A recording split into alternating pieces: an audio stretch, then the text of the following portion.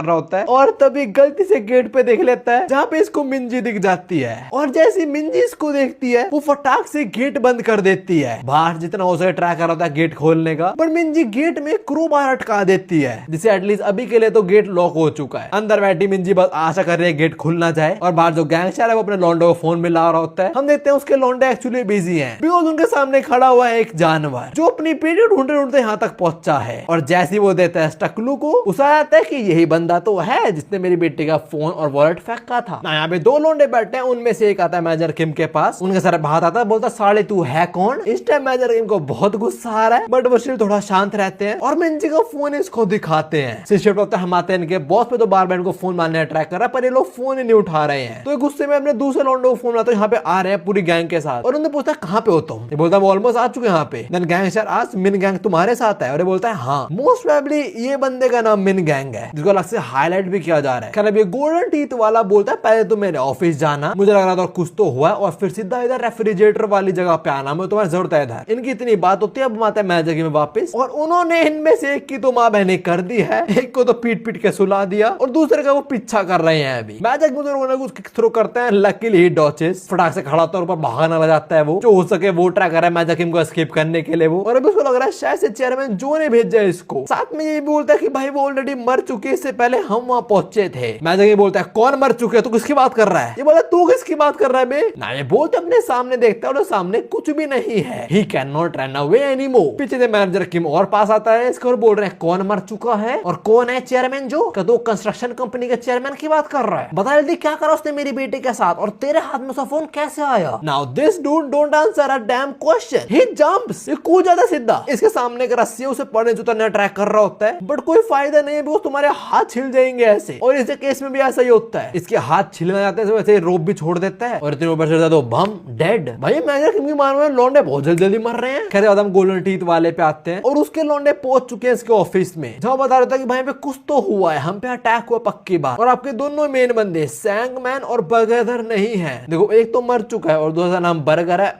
मोटे वाले का नाम है बर्गर मोस्ट प्रोबेबली। हम देखते हैं वो रेंगते रेंगते अपनी कार में वापस बैठ चुका है, बेचारा चैन की सांस भी ले पाता। तो मैनेजर किम उस पर अटैक कर देते हैं ना। इनका थोड़ा यहाँ पे चूहे बिल्ली का खेल होता है। मैनेजर किम बोलते हैं गाड़ी खोल, ये बोलता है मैं खोलूं तो निकल यहाँ साढ़े। मैनेजर किम पिन निकालता है खोलता है गाड़ी को, इसको पीट आगे बढ़ रहा है तभी बोलता है वो रेफ्रिजरेटर वेयर हाउस में यार। मैनेजर किम बोलता है क्या बोला तू। ये बोलता है भाई जिसका फोन है वो हमने उसकी बॉडी को कोल्ड स्टोरेज रूम में डाल दिया था और हमने वो चेयरमैन जो को झूठ बोल रहा है। एक्चुअली हमारा प्लान था बॉडी को यहाँ पे रखना और अपने फायदे के लिए इस्तेमाल करना। नहीं नहीं नहीं नहीं नहीं वो गलत वाला इस्तेमाल नहीं, नो नेक्रोफिलिया है। बॉडी का इस्तेमाल करना मतलब चेयरमैन जो है उसको ब्लैकमेल करना। आई होप इनका ये मतलब हो। खैर उसके